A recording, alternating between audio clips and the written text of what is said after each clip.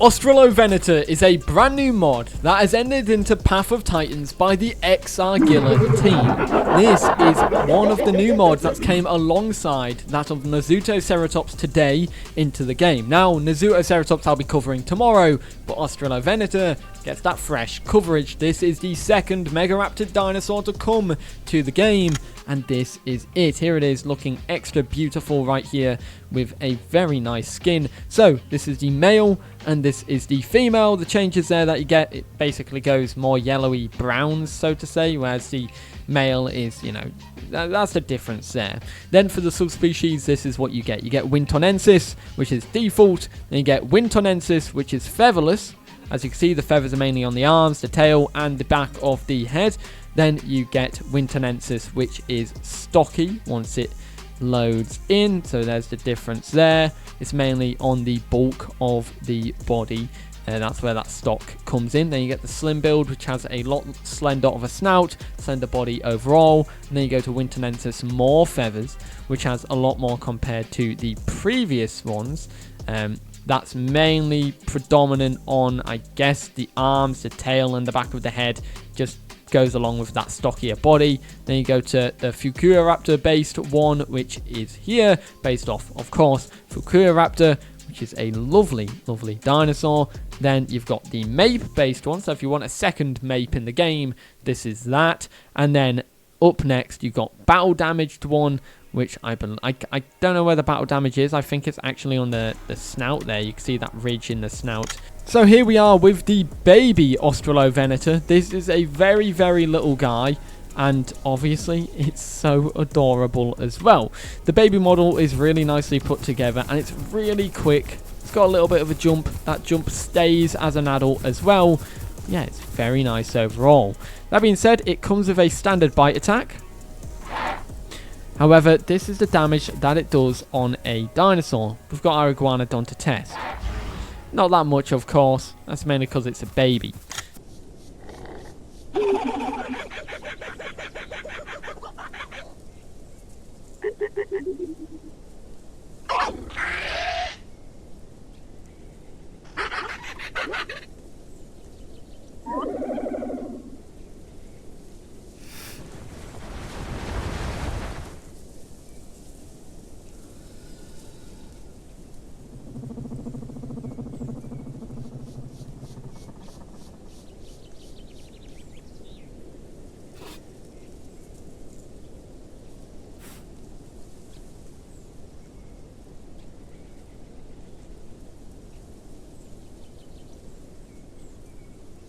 So, the Australovenator abilities-wise comes with a lot. You get the modifiers over here where you have Athletic, which increases stamina by 10%, decreasing speed by 5%. Defensive, which increases armor by 10% and decreases stamina by 10%. Balanced, which is standard with no positive or negatives. Fierce, which increases attack damage by 5% and decreases defense by 10%. You move into your head, you get two abilities here. You get Bite, which causes medium damage, and Maul, which is a heavy bite dealing damage or attack that can be only used while grabbing. So it looks like this has a grab based ability. Moving into the sensors, you've got Fresh Blood and you've got Night Bleeder. Fresh Blood essentially increases attack damage by 10% within 50 meters of a bleeding creature. Then Night Bleeder gains increased 15% bleed damage and 10% attack damage during the night. For your front limb, you get your Claw Barrage, which increases with every hit. You've got your Dual Slash, which is a dual slash, which does heavy bleed. You've got your Grab, that allows you to grab opponents, which I'll test out later. Tendon Ripper, which drains stamina from your target. And a Claw attack that causes bleed. We'll showcase all the animations and attacks off in a moment.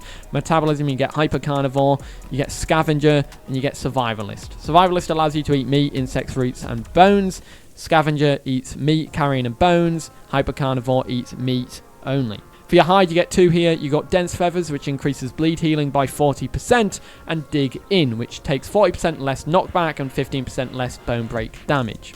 That being said, for the legs, you've got Traction, which increases turning speed by 20%, decreases stamina recovery by 30%, Long Distance Runner, which reduces running stamina drain by 15%, and Leap, which increases jump height and decreases fall damage. Then you get your ripping kick, which is a launch forward kick attack. That does medium damage. Then you get 3 vocal abilities. You've got Incite the Pack, which rallies all Megaraptorans within your group and greatly increases their bleed and damage. Cannot be used while moving and in combat. Second Wind is a rush of adrenaline, quickly regenerating health and stamina and feel ready to fight again. Then you got Swarm, which increases the attack of all Megaraptorans in the group in 30 meter radius by 8%. This can stack up to 10 times. Imagine that, 10 of them in a group, stacking that 8 times. That's 80% damage buff. Insane. Now let's showcase all the animations off for these attacks.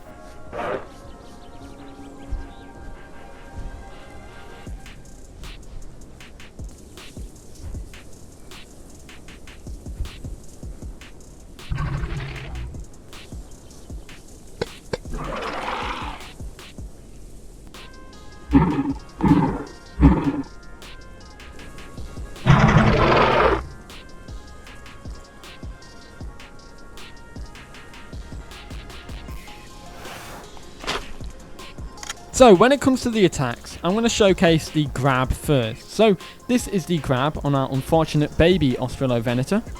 And this is what it looks like when you are grabbing a dinosaur. However, now you can do your bite that is specialized to attacking, which is maul.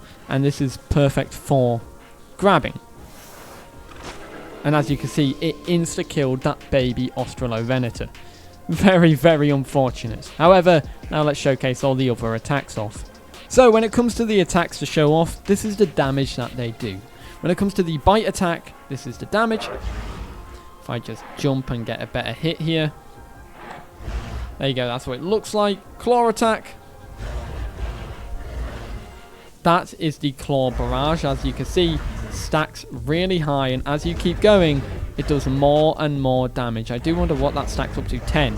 And that each time does a lot of damage. I'd recommend you use that in your builds for the dinosaur. The next one is your standard claw attack. And then you get your dual swipe, which also does more damage than the standard claw. The standard claw does bleed. The dual swipe does bleed. And then you get the tendon ripper as well, which does very little damage, but it will drain the opponent's stamina. Other than that, you also do get a kick attack, which is this, which didn't actually do damage when it hit. Let's see. There you go. Once again, limited damage. You need to be careful, especially on bigger targets. I mean, the Iguanodon is going to be quite a hard one to hit properly, so maybe other targets would suffice.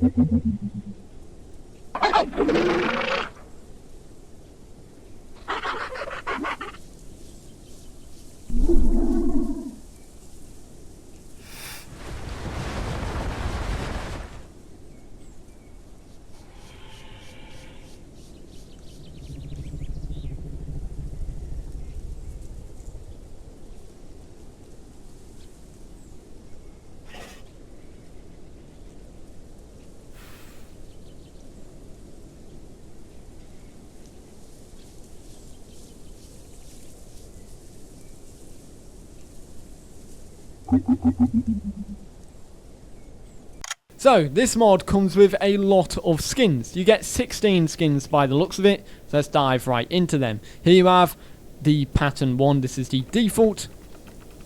Then you have Jacana. Then you move into Ruby Throat, which is very vibrant. Neon greens even. I prefer pattern 3 on that one. Outback. Finch.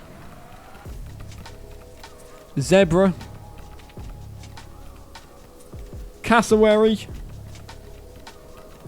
Chestnut, which is a beautiful skin. I love the blends of oranges and blues. Then you got Edge, which once again is that nice cranium style pattern. Then you get Red Footed, kind of like a red footed booby even. Then you've got Jaguar.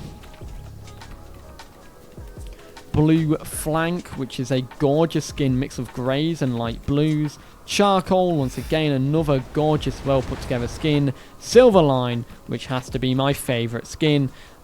The Joker kind of lipstick thing is interesting. I do prefer pattern 3 and pattern 1 there. Then you got your Albino, and finally your melanistic skin. So there you have it. That is the Australovenator. Let me know what your thoughts about this mod are in the comments down below. Other than that, guys, if you are new, feel free to check out this video on the screen now, where I went over some other mods that are close to release. That's 2 of them that have already released into the game from that video. And if you can check out that video, you can find out some more that are very, very close to releasing.